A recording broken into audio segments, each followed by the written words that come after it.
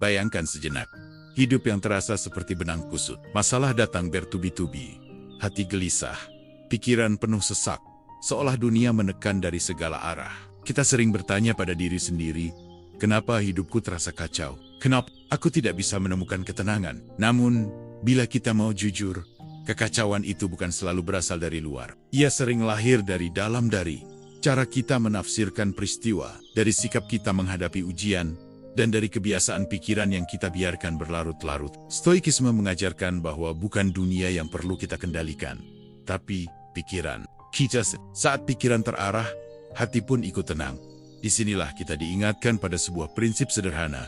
Namun, dalam arahkan pikiranmu, temukan ketenanganmu. Karena sejatinya, hidup tidak berubah hanya dengan mengeluh atau berharap keadaan luar menjadi sempurna. Hidup berubah ketika kita berani mengubah cara pandang, ketika kita menata ulang sikap, dan ketika kita mulai mengarahkan pikiran ke arah yang benar.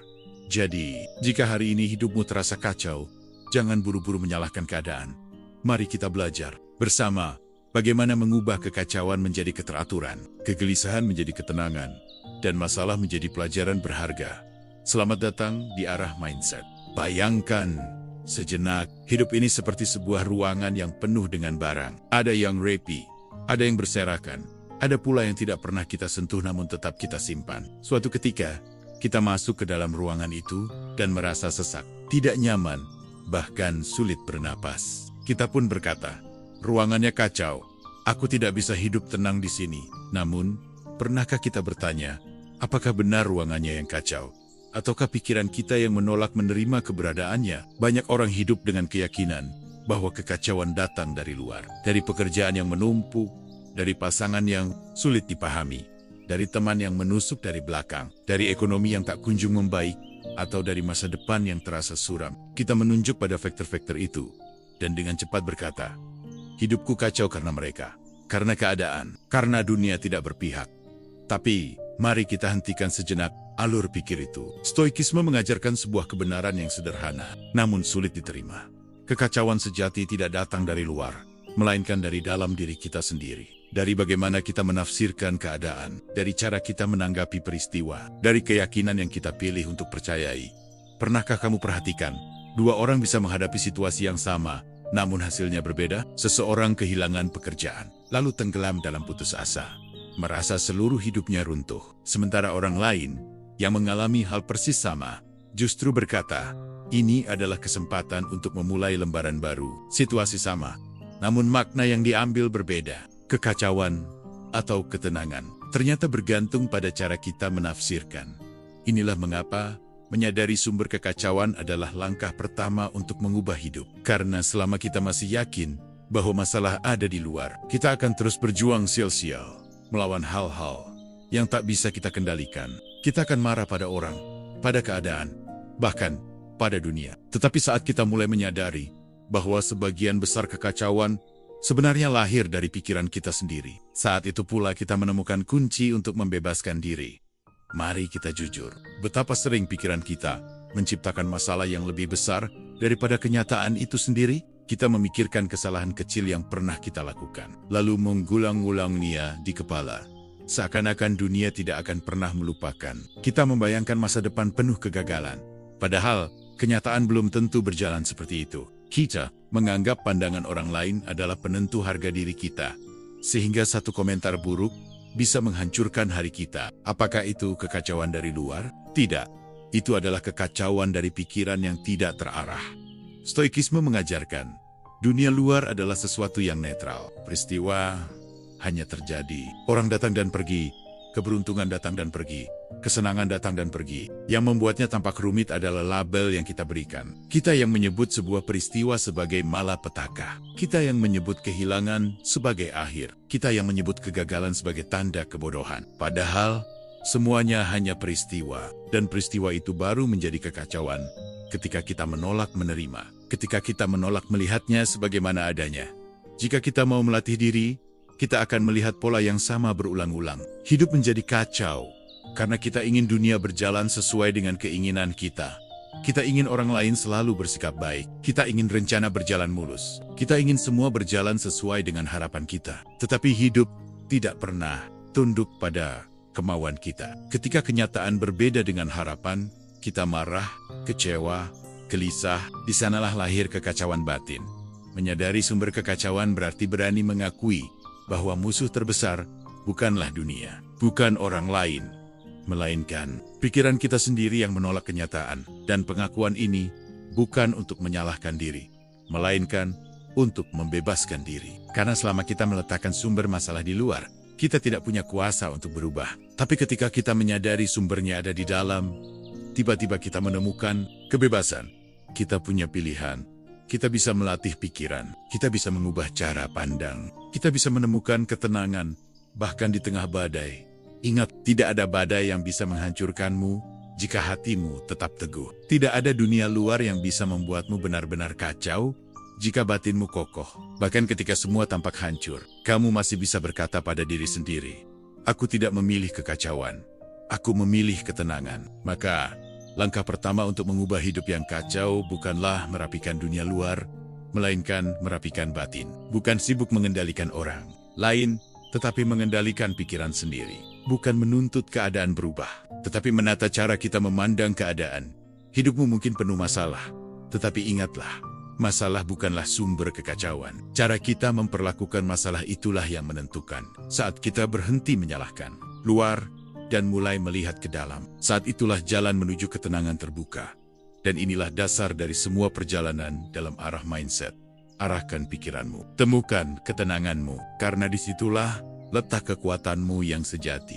Kita sering merasa hidup ini terlalu berat, penuh beban, dan kacau. Namun kalau kita berhenti sejenak, merenung lebih dalam, kita akan sadar bahwa sebagian besar kekacauan itu muncul karena kita tidak bisa membedakan mana yang berada dalam kendali kita dan mana yang tidak. Coba bayangkan seseorang yang sedang berlayar. Ia tidak bisa mengendalikan angin, tidak bisa mengatur kapan badai datang, tidak bisa memutuskan apakah laut akan tenang atau bergelombang. Tetapi ia selalu bisa mengendalikan arah layar, cara memegang kemudi, dan sikapnya saat badai datang. Inilah perbedaan mendasar yang sering dilupakan. Ada hal-hal yang memang di luar kendali kita. Namun ada pula hal-hal yang selalu ada di bawah kuasa kita.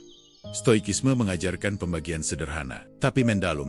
Ada dua ranah dalam hidup ini. Ranah yang bisa kita kendalikan, dan ranah yang tidak bisa kita kendalikan. Semua penderitaan, semua kecemasan, semua kekacauan, seringkali datang dari kebingungan kita mencampur-adukan keduanya.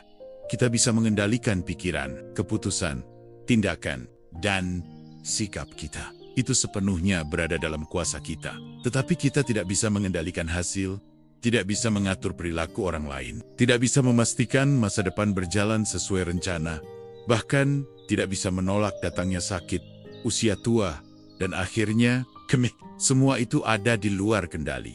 Namun ironisnya, kebanyakan manusia justru menaruh energi terbesar pada hal-hal yang tak bisa dikendalikan. Kita gelisah karena takut orang lain tidak menghargai kita. Kita marah karena dunia tidak berjalan sesuai rencana kita. Kita frustrasi karena hasil tidak sesuai harapan. Kita menolak kenyataan bahwa dunia bergerak dengan caranya sendiri, bukan dengan cara kita. Dan selama kita melawan hal-hal di luar kendali, kita akan terus hidup dalam kegelisahan.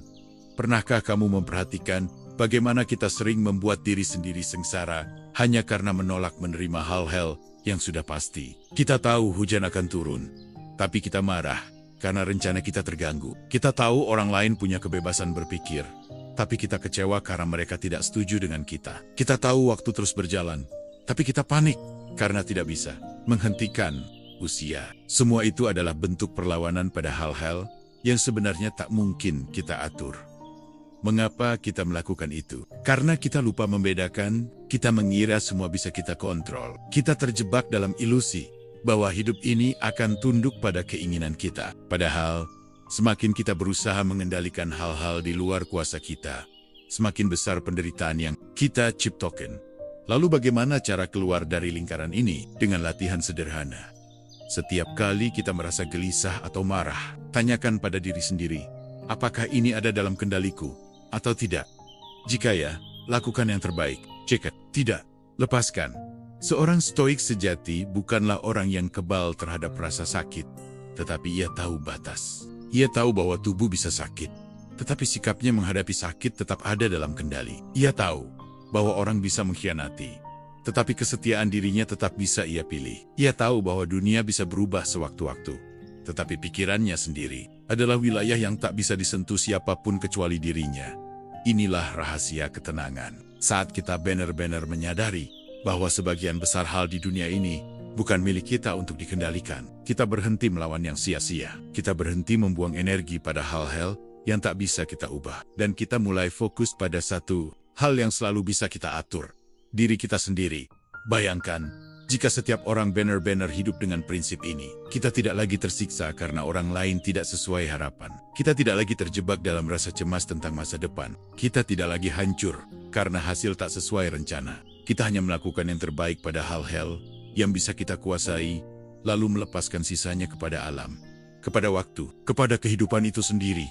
Membedakan kendali bukan hanya teori, melainkan latihan setiap hari. Saat bangun pagi, kita bisa berkata pada diri sendiri, aku tidak bisa memastikan hari ini berjalan sempurna. Aku tidak bisa menjamin semua orang memperlakukanku dengan adil. Tapi aku bisa memastikan sikapku. Aku bisa memilih kata-kataku. Aku bisa menentukan responku. Dan ketika kita benar-benar hidup dengan kesadaran itu, kekacauan luar tidak lagi memiliki kuasa yang sama atas batin kita. Kita akan menemukan sebuah kebebasan yang sejati. Bukan kebebasan dari masalah, tetapi kebebasan dari perbudakan terhadap hal-hal yang tak bisa kita kontrol. Inilah inti kebijaksanaan stoik. Fokus pada apa yang bisa kita atur. Terima dengan lapang dada apa yang tidak. Maka, jika hidupmu terasa kacau, mungkin karena kamu terlalu sibuk mencoba mengendalikan yang tak bisa dikendalikan. Belajarlah untuk membedakan, letakkan energimu pada pikiran, sikap, dan tindakanmu sendiri. Sisanya, biarlah berjalan sebagaimana mestinya. Dan di sanalah kamu akan menemukan bahwa ketenangan selalu mungkin, bahkan di tengah kekacauan. Karena ketenangan bukanlah hasil dari dunia yang sempurna, melainkan hasil dari pikiran yang terarah. Arahkan pikiranmu, temukan ketenanganmu. Pernahkah kamu merasa bahwa sebuah masalah tampak begitu besar, begitu menyesakkan, seakan-akan menelan seluruh hidupmu? Lalu, setelah waktu berlalu, masalah itu ternyata tidak sebesar yang kamu kira. Bahkan mungkin kamu tertawa mengingat betapa paniknya dirimu waktu itu. Apa yang terjadi di sini? Apakah masalahnya yang berubah? Tidak. Yang berubah hanyalah cara pandangmu. Inilah salah satu rahasia besar dalam hidup.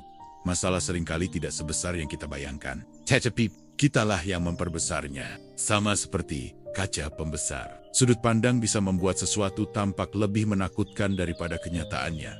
Stoikisme mengajarkan, ketika kita tidak bisa mengubah keadaan, kita selalu bisa mengubah cara kita melihat keadaan itu. Dunia luar mungkin tak selalu sesuai dengan harapan, tetapi pikiran kita memiliki kekuatan untuk menafsirkan ulang, memberi makna baru, dan menjadikan pengalaman itu lebih ringan.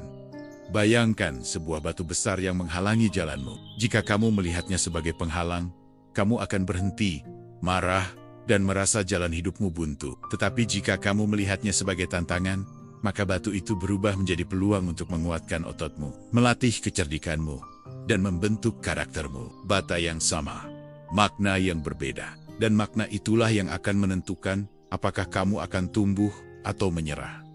Banyak orang hidup dalam penderitaan, bukan karena keadaan yang terlalu keras, tetapi karena sudut pandang yang terlalu sempit. Kita melihat kegagalan sebagai akhir, padahal ia bisa menjadi guru yang paling setia. Kita melihat kehilangan sebagai kutukan, padahal ia bisa menjadi pengingat tentang betapa berharganya apa yang masih kita miliki. Kita melihat kritik sebagai penghinaan, padahal ia bisa menjadi cermin untuk memperbaiki diri. Semua bergantung pada bagaimana kita memilih untuk melihat. Mengubah sudut pandang tidak berarti membohongi diri. Kita tidak sedang berpura-pura bahwa sakit itu menyenangkan, atau bahwa kehilangan itu mudah. Tidak, kita hanya belajar menerima kenyataan, lalu memilih untuk melihat sisi yang memberdayakan, bukan sisi yang melemahkan. Karena dalam setiap peristiwa, selalu ada dua sisi. Satu yang menghancurkan, satu yang menguatkan. Dan kitalah yang memutuskan sisi mana yang akan kita fokuskan. Ambil contoh seorang yang sakit parah. Ia bisa berkata, hidupku hancur, aku tidak lagi punya masa depan. Dan ia akan hidup dalam keputusasaan. Tetapi ia juga bisa berkata, penyakit ini adalah pengingat bahwa waktu begitu berharga. Aku akan menggunakan setiap detik untuk benar-benar hidup. Sakitnya sama, tetapi maknanya berbeda. Dan perbedaan makna itu akan mengubah seluruh kualitas hidupnya. Marcus Aurelius, seorang kaisar yang juga seorang filsuf Stoik, pernah menulis bahwa kita tidak bisa memilih apa yang datang kepada kita, tetapi kita bisa memilih bagaimana kita menyambutnya. Inilah kebebasan sejati. Kebebasan untuk memberi makna, bahkan ketika keadaan di luar sepenuhnya tidak bisa kita atur. Pikiran kita tetap bebas. Coba renungkan sejenak. Berapa banyak penderitaan dalam hidupmu yang sebenarnya lahir bukan dari keadaan itu sendiri, melainkan dari cara kamu menafsirkannya. Betapa sering kamu berkata, "Ini tidak adil. Ini menghancurkan hidupku. Aku tidak bisa menerimanya." Padahal, jika kamu mau berhenti sebentar, menarik napas, dan melihat dari sudut lain, mungkin ada pelajaran berharga yang bisa diambil, ada kekuatan baru yang bisa tumbuh, ada ketenangan yang bisa ditemukan.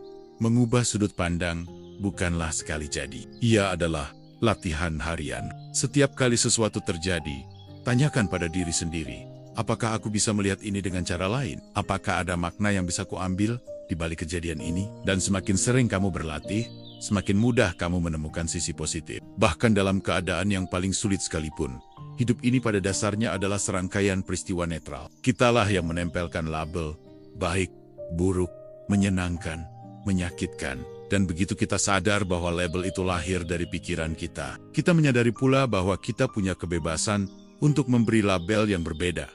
Bayangkan, jika setiap kali menghadapi masalah, kamu bisa berkata, "Ini bukan akhir, ini adalah jalan." Lain, atau ketika menghadapi kegagalan, kamu bisa berkata, "Ini bukan bukti kelemahanku, ini adalah kesempatan untuk belajar." Dengan sudut pandang yang baru, beban yang tadinya terasa menghancurkan tiba-tiba menjadi sesuatu yang bisa kamu pikul dengan kepala tegak.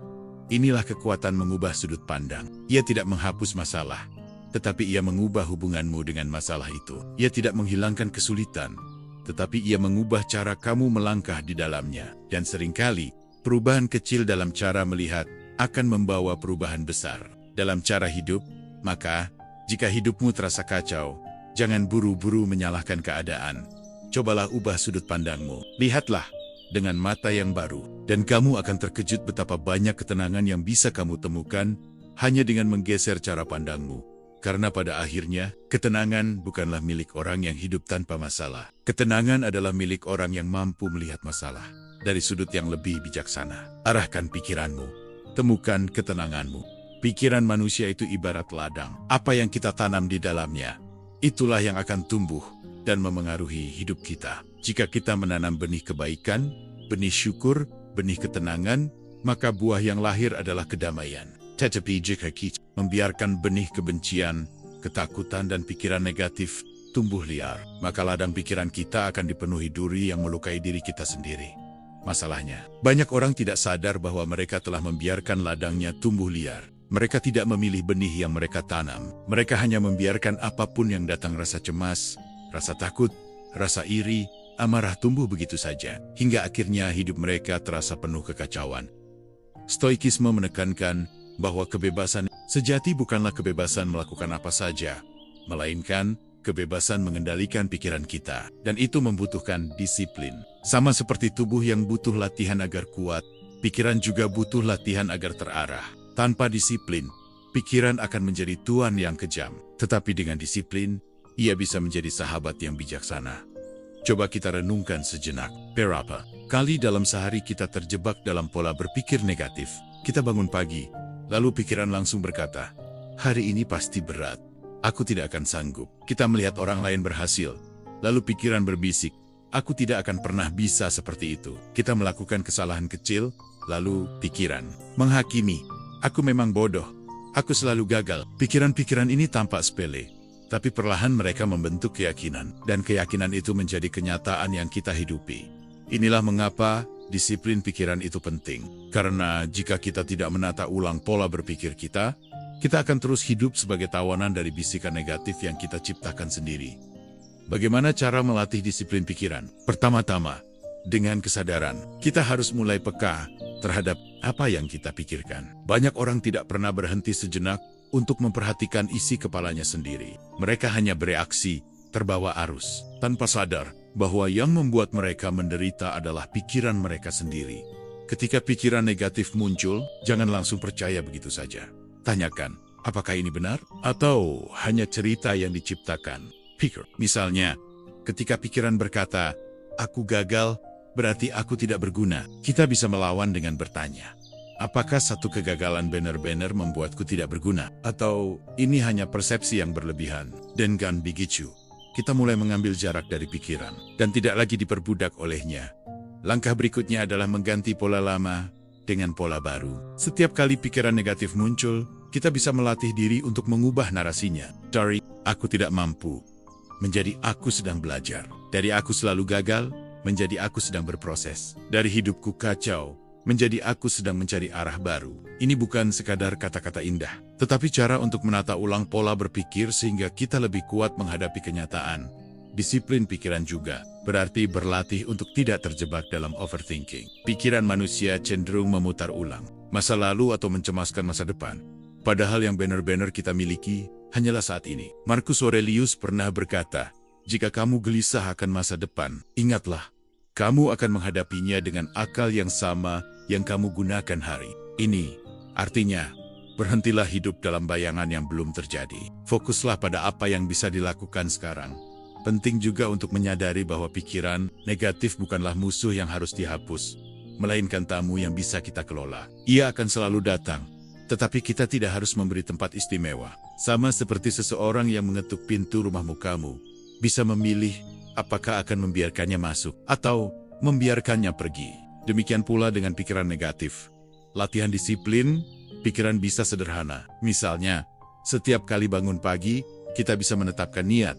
Hari ini aku memilih untuk melihat peluang, bukan hambatan. Aku memilih untuk bersyukur, bukan mengeluh. Atau setiap malam, kita bisa menuliskan 3 hal yang kita syukuri. Kecil, tapi perlahan akan menggeser pola pikir kita ke arah yang lebih sehat. Namun, yang perlu diingat adalah, disiplin tidak berarti sempurna. Kita tidak harus menghapus semua pikiran negatif. Yang kita butuhkan hanyalah kemampuan untuk mengenali, menata ulang, dan tidak larut di dalamnya. Sama seperti seorang prajurit yang disiplin bukan karena ia tidak pernah takut, tetapi karena ia tahu bagaimana mengendalikan ketakutannya. Hidup akan selalu memberi kita alasan untuk khawatir, marah, atau kecewa. Tetapi jika kita melatih disiplin pikiran, alasan itu tidak lagi memenjarakan kita. Kita bisa tetap tenang di tengah badai, karena kita tahu pikiran kitalah kemudi yang sesungguhnya. Maka, kalau hidupmu terasa penuh kekacauan, coba lihat kembali ladang pikiranmu. Apa yang kamu biarkan tumbuh di sana? Apakah duri-duri negatif? Ataukah benih-benih yang menenangkan? Jika selama ini kamu membiarkan pikiran berjalan tanpa arah, mungkin inilah saatnya untuk menata ulang. Karena pada akhirnya, ketenangan tidak akan datang dari luar, tetapi dari dalam, dari pikiran yang terlatih, dari kesadaran yang jernih, dari disiplin yang konsisten. Dan disinilah esensi dari perjalanan kita bersama. Arahkan pikiranmu. Temukan ketenanganmu. Seringkali kita beranggapan bahwa ketenangan adalah hadiah yang datang setelah semua masalah selesai. Kita berkata pada diri sendiri, aku akan tenang kalau sudah punya cukup uang. Aku akan tenang kalau pekerjaanku sudah stabil. Aku akan tenang kalau orang-orang memperlakukan aku dengan baik. Aku akan tenang kalau semua berjalan sesuai rencana. Tetapi kenyataan tidak pernah berjalan seindah itu. Masalah tidak akan pernah berhenti. Selalu ada pekerjaan baru. Ada tantangan baru, ada orang yang mengecewakan, ada rencana yang meleset, ada situasi yang tak terduga. Jika kita terus menunggu dunia menjadi sempurna sebelum kita tenang, maka kita tidak akan pernah menemukan ketenangan. Stoikisme mengajarkan sesuatu yang sederhana, namun mendalam. Ketenangan bukanlah hadiah dari keadaan luar, melainkan pilihan batin yang bisa kita ambil setiap saat. Dunia luar akan selalu bergerak, berubah, kadang ramah, kadang keras. Tetapi batin kita selalu punya kebebasan untuk memilih sikap. Bayangkan, seseorang yang berdiri di tengah hujan. Ia bisa menggerutu, marah, merasa sial karena kehujanan. Tetapi ia juga bisa memilih untuk menerima, menertawakan keadaan, bahkan menikmati bunyi rintik air yang jatuh. Hujannya sama, tetapi pengalaman yang dirasakan berbeda. Yang membedakan bukan hujannya, melainkan pilihan sikap terhadap hujan itu. Begitu pula dengan hidup. Kita tidak bisa mengatur dunia luar agar selalu sesuai harapan. Tetapi kita selalu bisa memilih bagaimana kita menghadapinya. Inilah inti dari kebebasan sejati. Kebebasan untuk memilih ketenangan meskipun keadaan di luar bergejolak. Marcus Aurelius, seorang kaisar yang juga filsuf stoik, hidup di tengah perang, pengkhianatan politik, dan wabah yang mematikan. Namun dalam catatan pribadinya ia menulis, ketenangan datang dari dalam. Jangan mencarinya di luar. Kata-kata ini lahir bukan dari kehidupan yang nyaman, melainkan dari pergulatan di tengah kekacauan. Jika seorang kaisar yang menghadapi beban sebesar itu bisa menemukan ketenangan dalam dirinya, bukankah kita pun bisa belajar melakukan hal yang sama? Masalah banyak orang adalah mereka menggantungkan ketenangan pada siorat-siorat yang tidak realistis. Mereka berkata, aku akan tenang kalau aku tidak pernah sakit. Aku akan tenang kalau orang lain selalu setuju denganku. Aku akan tenang kalau aku tidak pernah gagal. Tapi hidup tidak bekerja seperti itu. Kita akan sakit, orang lain akan berbeda pandangan, kegagalan akan datang. Jika ketenangan bergantung pada ketiadaan semua itu, maka ketenangan hanya akan menjadi ilusi. Sebaliknya, ketenangan adalah keputusan. Kita bisa memilih untuk tetap damai meski sakit datang, tetap jernih meski orang lain berbeda pandangan, tetap teguh meski kegagalan menimpa. Memilih tenang bukan berarti mengabaikan kenyataan, melainkan menerima kenyataan sambil tetap menjaga batin agar tidak diguncang oleh hal-hal yang tak bisa kita kendalikan. Coba kita lihat kehidupan sehari-hari. Dua orang bisa menghadapi situasi yang sama, tetapi hasilnya berbeda. Seorang karyawan ditegur keras oleh atasannya. Satu orang langsung hancur, merasa hidupnya berantakan, tenggelam dalam rasa malu. Orang lain bisa berkata, baik, ini pelajaran untuk memperbaiki diriku. Aku akan belajar dari sini. Teguran yang sama, tetapi sikap yang dipilih berbeda. Hasilnya pun berbeda. Yang satu kacau, yang lain tetap tenang. Ketenangan bukanlah hadiah yang diberikan oleh keadaan luar. Ketenangan adalah pilihan yang kita ambil di dalam, dan setiap kali kita memilih tenang, kita sedang menguatkan diri kita sendiri. Kita sedang mengatakan kepada dunia, aku tidak bisa mengaturmu, tapi aku bisa mengatur diriku. Latihan memilih ketenangan bisa dimulai dari hal kecil. Ketika antrean panjang membuat kita gelisah, kita bisa memilih untuk sabar. Ketika seseorang berbicara kasar, kita bisa memilih untuk tidak langsung membalas. Ketika rencana gagal, kita bisa memilih untuk mencari jalan lain tanpa meratapi nasib. Semakin sering kita melatih diri, semakin kuat kemampuan kita untuk memilih tenang, bahkan di situasi yang lebih besar. Namun, jangan salah paham, memilih tenang bukan berarti pasrah. Tanpa usaha, bukan berarti kita berhenti memperbaiki keadaan. Justru, sebaliknya, dengan ketenangan, pikiran kita lebih jernih, hati kita lebih stabil, dan tindakan kita lebih efektif. Orang yang kacau jarang bisa membuat keputusan yang baik, tetapi orang yang tenang, bahkan dalam tekanan, bisa melihat jalan keluar dengan lebih jelas. Maka, kalau hidupmu terasa penuh badai, jangan tunggu badai reda untuk menemukan ketenangan, karena badai berikutnya pasti akan datang. Sebaliknya, belajarlah memilih ketenangan di tengah badai. Itulah kekuatan sejati. Itulah kebijaksanaan yang diajarkan para filsuf Stoik. Ketenangan adalah pilihan harian. Pilihan untuk tidak larut dalam kekacauan, pilihan untuk tidak diperbudak oleh emosi, pilihan untuk tetap teguh ketika dunia berubah. Dan pilihan itu selalu ada di tanganmu, setiap saat, setiap waktu.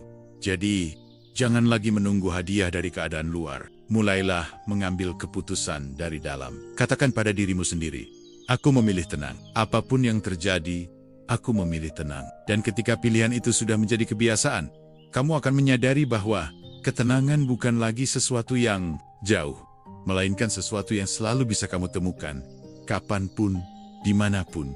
Karena pada akhirnya, hanya ada satu kunci. Arahkan pikiranmu, temukan ketenanganmu.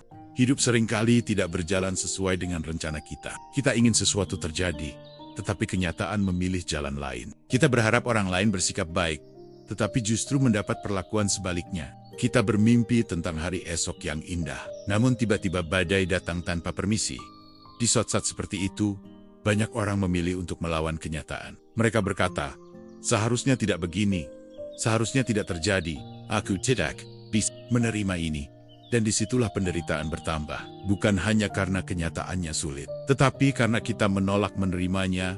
Stoikisme mengajarkan sebuah prinsip, sederhana namun dalam. Seni hidup adalah seni menerima. Menerima bukan berarti menyerah, bukan berarti berhenti berjuang, melainkan melihat kenyataan apa adanya, tanpa ilusi, tanpa penolakan, lalu memilih sikap yang paling bijaksana. Bayangkan, seseorang yang berdiri di tepi laut, marah karena ombak tidak pernah berhenti. Ia berteriak, kenapa ombak tidak diam saja?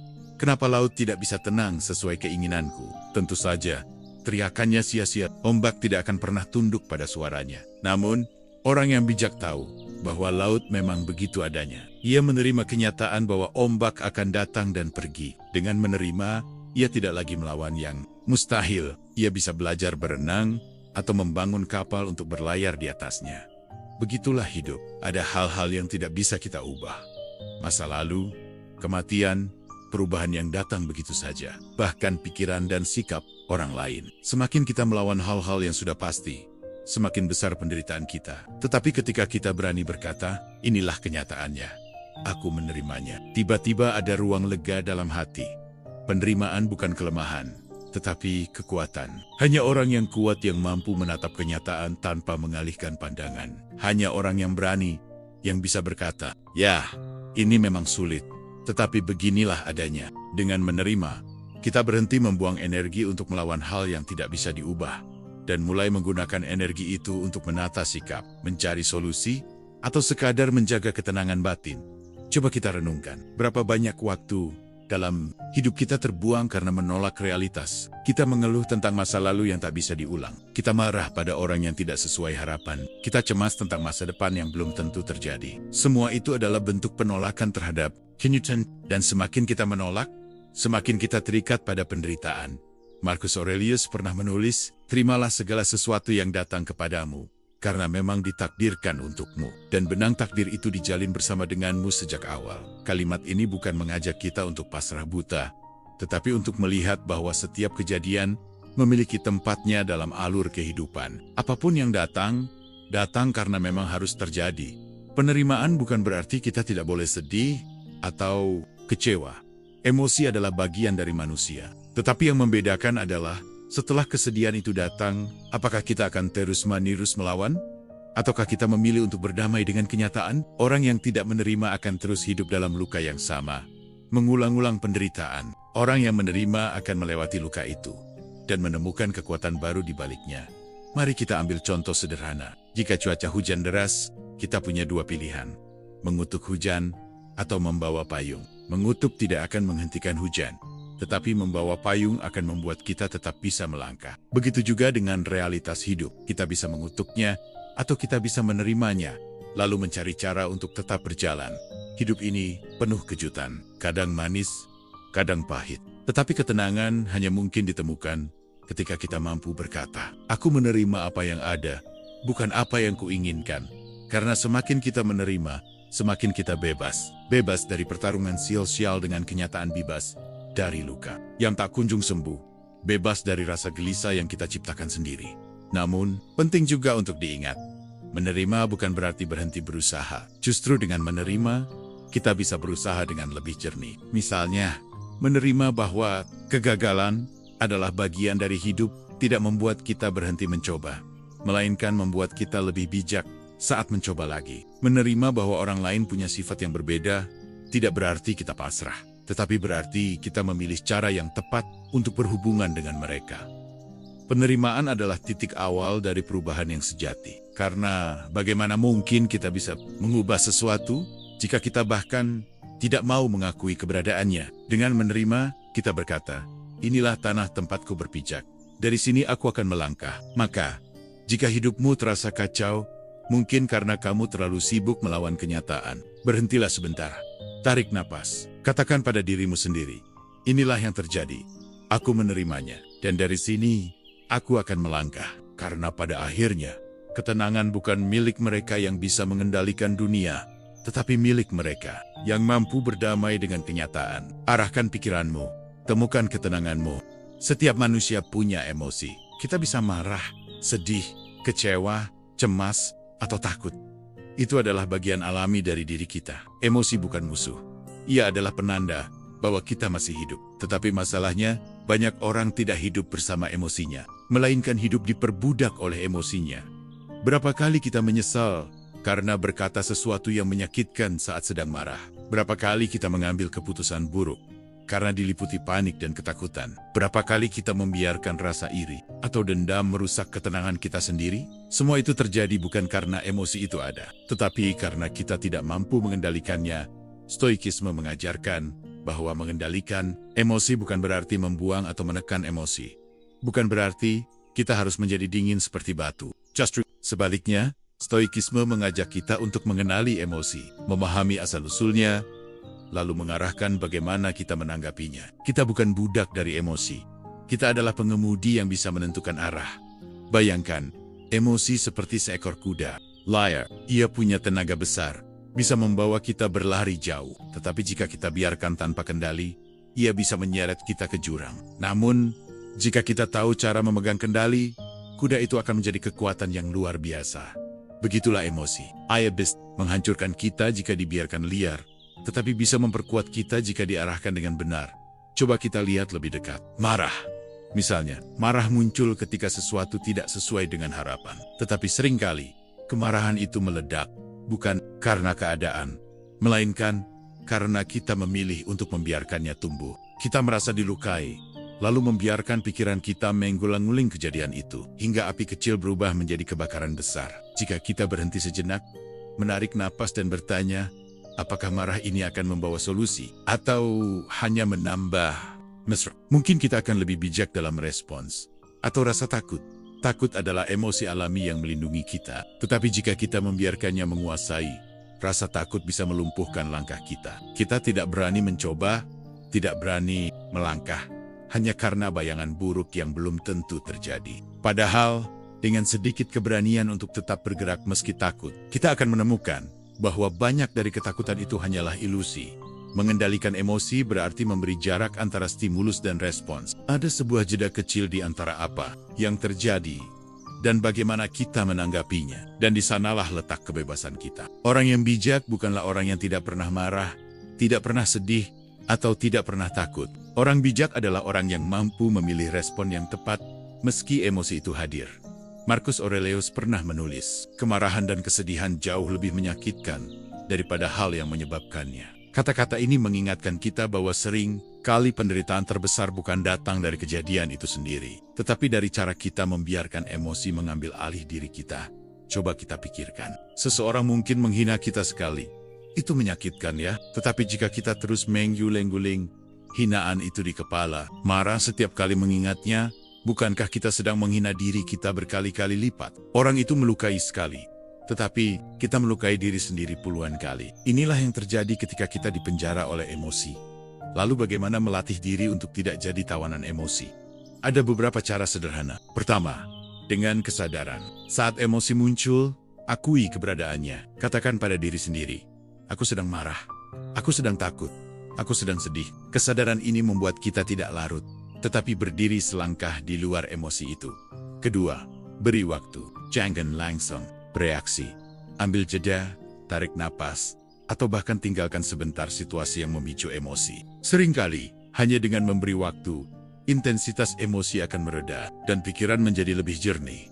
Ketiga, arahkan emosi menjadi energi yang bermanfaat. Marah bisa menjadi dorongan untuk memperjuangkan keadilan. Sedih bisa menjadi jalan untuk memahami arti kasih sayang. Takut bisa menjadi pengingat agar kita berhati-hati. Emosi tidak harus menjadi musuh. Ia bisa menjadi guru jika kita tahu cara mengelolanya. Mengendalikan emosi adalah latihan seumur hidup. Tidak ada seorang pun yang benar-benar kebal terhadap emosi. Bahkan para filsuf stoik pun merasakannya. Yang membedakan adalah mereka tidak diperbudak olehnya. Mereka tidak membiarkan emosi memimpin hidup, melainkan menjadikannya bagian dari perjalanan menuju kebijaksanaan. Jadi, jika hidupmu terasa kacau karena emosi yang tak terkendali, berhentilah menyalahkan emosi itu. Lihatlah ke dalam. Apakah kamu yang mengendalikan emosimu, atau emosimu yang mengendalikanmu? Jika selama ini kamu menjadi tawanan, inilah saatnya mengambil kembali kendali. Ingatlah selalu, badai emosi akan datang dan pergi. Tetapi kamu selalu punya pilihan. Pilihan untuk tetap berdiri teguh, pilihan untuk tetap jernih, pilihan antak, tidak diperbudak oleh gelombang yang sementara.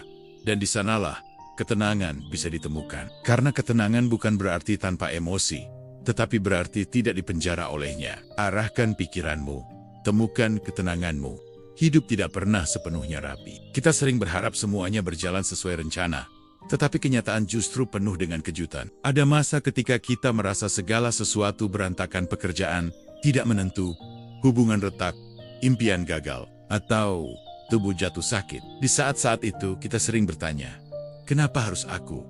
Kenapa hidupku kacau seperti ini? Pertanyaan itu wajar, tetapi stoikisme mengajak kita untuk melihat lebih dalam. Kekacauan, sebesar apapun, selalu menyimpan sebuah makna. Bukan karena penderitaan itu indah, tetapi karena di balik kesulitan, ada kesempatan untuk memahami diri sendiri dengan cara yang tidak pernah kita temukan dalam kenyamanan. Bayangkan sebuah ruangan yang gelap. Awalnya kita panik, merasa terjebak. Tetapi justru di dalam kegelapan itu, indera kita menjadi lebih peka.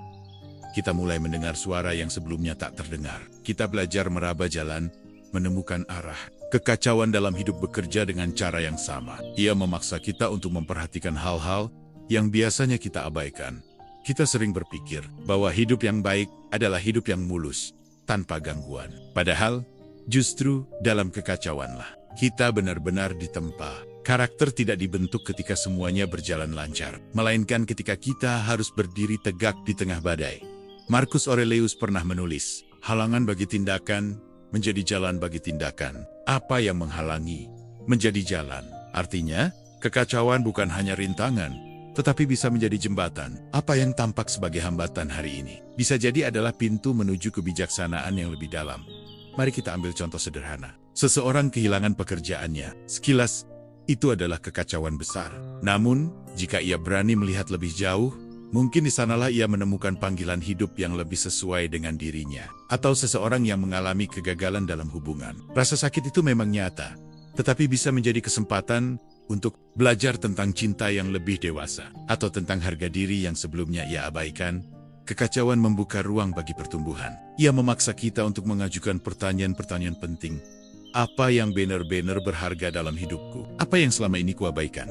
Siapa aku tanpa semua hal yang kuandalkan? Pertanyaan-pertanyaan ini jarang muncul dalam kenyamanan, tetapi sering lahir di tengah kekacauan. Dan disinilah letak maknanya. Hidup bukan tentang menghindari kekacauan, melainkan tentang menemukan arti di dalamnya. Kita tidak bisa selalu memilih apa yang terjadi, tetapi kita selalu bisa memilih bagaimana kita memaknainya. Viktor Frankl, seorang psikiater yang selamat dari kamp konsentrasi, pernah berkata, orang bisa merampas segalanya darimu, kecuali satu hal, kebebasan terakhir manusia untuk memilih sikapnya dalam menghadapi keadaan apapun. Kata-kata ini sejalan dengan semangat stoik. Sekalipun hidupmu kacau, kamu tetap punya kebebasan untuk memberi makna.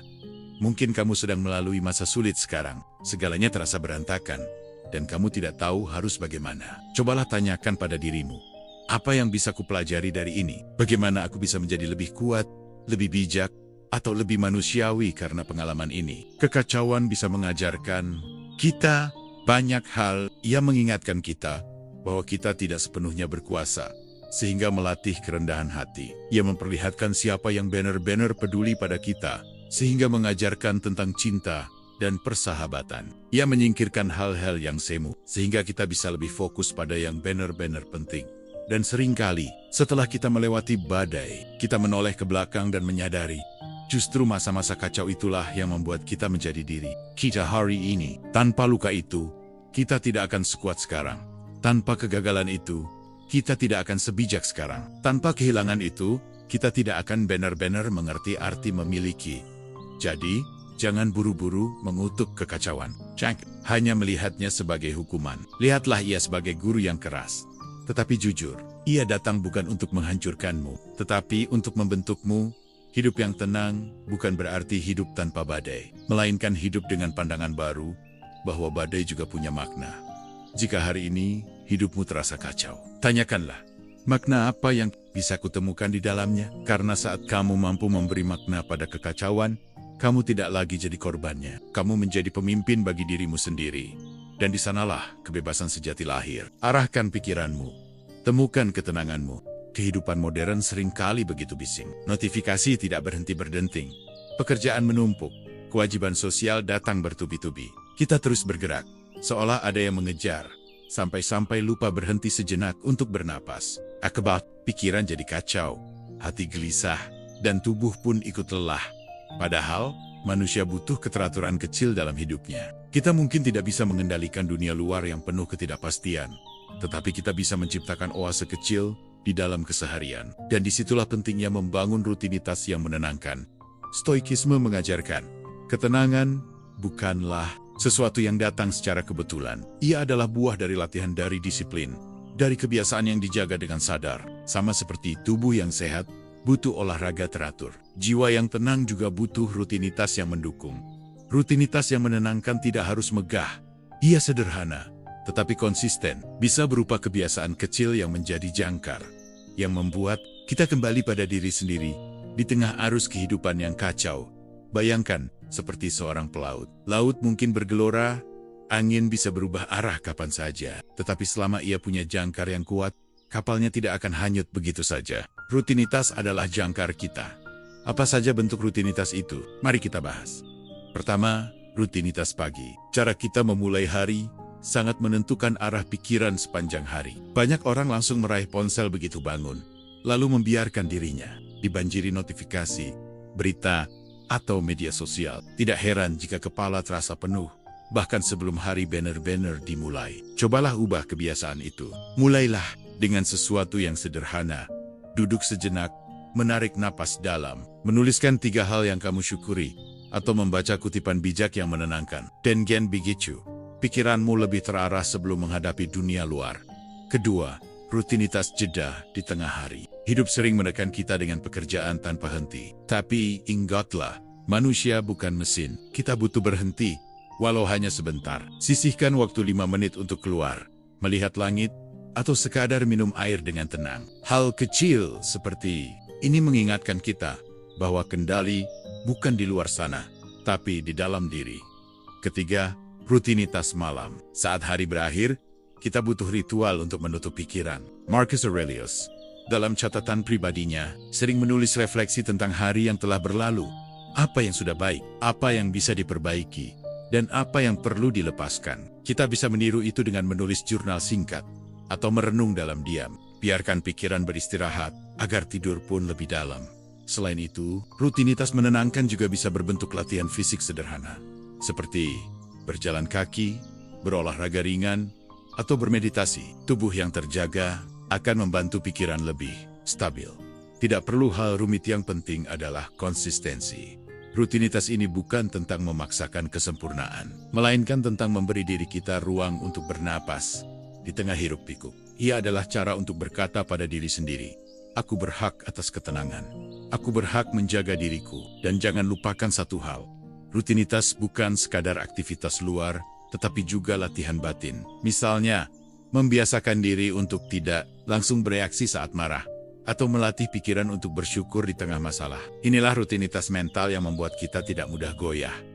Memang, membangun rutinitas butuh disiplin. Ada hari ketika kita malas, atau merasa sibuk. Tetapi ingatlah, setiap kebiasaan kecil adalah investasi. Apa yang hari ini tampak sederhana, suatu hari akan menjadi kekuatan besar. Sama seperti tetesan air yang akhirnya bisa melubangi batu, rutinitas kecil bisa membentuk ketenangan yang kokoh. Banyak orang mencari ketenangan dengan cara instan, liburan, hiburan, atau pelarian. Itu tidak salah, tetapi tidak bertahan lama. Ketenangan sejati tidak datang dari luar, melainkan dari kebiasaan yang kita rawat setiap hari. Jadi, jika hidupmu terasa kacau, jangan hanya berharap keadaan luar berubah. Mulailah dari hal yang bisa kamu atur. Rutinitas harianmu. Bangunlah kebiasaan sederhana yang menenangkan, dan lakukan dengan konsisten. Biarkan ia menjadi jangkar, agar ketika badai datang, kamu tetap punya tempat untuk berpijak. Karena ketenangan bukan sesuatu yang kita tunggu, tetapi sesuatu yang kita bangun, sedikit demi sedikit, hari demi hari, melalui rutinitas yang kita pilih dengan sadar. Dan ketika itu sudah menjadi bagian dari dirimu, kamu akan menyadari, dunia boleh kacau, tetapi jiwamu tetap damai. Arahkan pikiranmu, temukan ketenanganmu. Kita sudah berbicara banyak tentang sumber kekacauan, tentang kendali, tentang cara mengubah sudut pandang, melatih pikiran, menerima realitas, sampai menemukan makna. Namun, semua pembahasan itu sebenarnya bermuara pada satu hal. Bagaimana kita menghidupi prinsip yang menjadi inti dari perjalanan ini. Arahkan pikiranmu, temukan ketenanganmu. Slogan ini bukan sekadar kalimat indah untuk didengar. Ia adalah ajakan praktis. Sebuah panduan hidup yang bisa kita gunakan setiap hari. Karena sesungguhnya, ketenangan bukanlah sesuatu yang datang secara ajaib. Ia muncul ketika pikiran kita belajar untuk terarah. Ketika kita berhenti membiarkan Diri hanyut oleh arus yang tidak perlu. Mari kita renungkan kata pertama. Arahkan. Pikiran manusia ibarat kuda liar. Ia bisa berlari kemana saja, seringkali tanpa kendali. Kita memikirkan masa depan yang belum tentu terjadi, menyesali masa lalu yang sudah tidak bisa diubah, atau menggulung-gulung ketakutan yang kita ciptakan sendiri.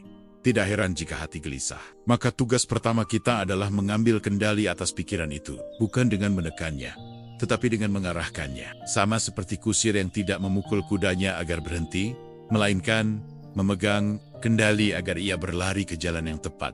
Lalu kata kedua, pikiranmu. Mengapa bukan orang lain? Bukan keadaan? Bukan dunia luar? Karena disinilah letak kebebasan sejati. Kita tidak pernah bisa sepenuhnya mengatur orang lain. Kita tidak bisa memaksa dunia menjadi sesuai keinginan kita. Tetapi pikiran, it's with kita.